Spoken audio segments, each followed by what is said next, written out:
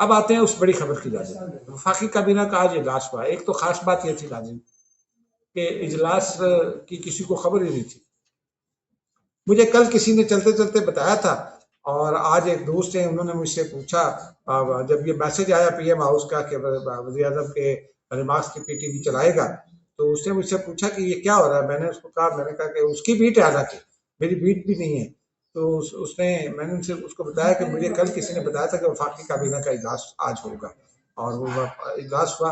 उसमें और तो बहुत सारे फैसले किए गए, लेकिन एक बहुत ही माशी हवाले से बहुत सिग्निफिकेंट फैसला किया गया। वो फैसला है करेंसी नोट की तब्दीली का।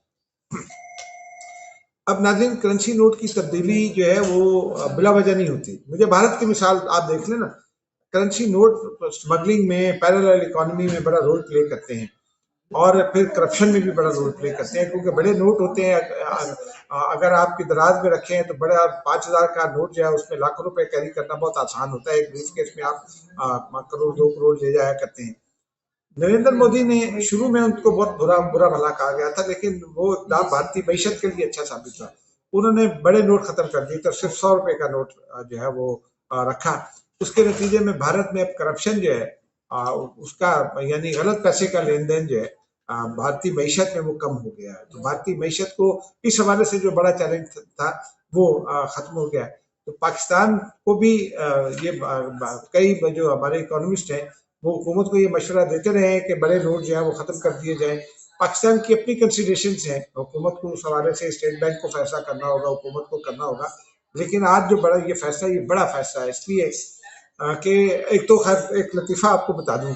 मैं कराची में रहता था तो 5,000 रुपए का नोट था। मैं रक्शे में घर आया, ये 2004-5 की बात है। तो 20 रुपए का नोट निकला था, तो दोनों आइडेंटिकल थे। तो मैं घर आया, मैंने और रक्शे ने मुझसे 120 रुपए मांगे, तो मैंने उसको 120 रुपए दे दिए। थोड़ी देर बाद घर का दरवाजा बजा, वो रक्शे वाला खड़ा था। उसे कहा जी मैं माफी चाहता हूँ, आप मुझे 5,000 रुपए का नोट दे गए। खैर मैंने रक्शे वाले का भी शुक्रिया अदा किया, क्योंकि ईमानदार आदमी था, उसका शुक्रिया अदा करना चाहिए। फिर जो हमारा 20 रुपए का नोट था, एक तो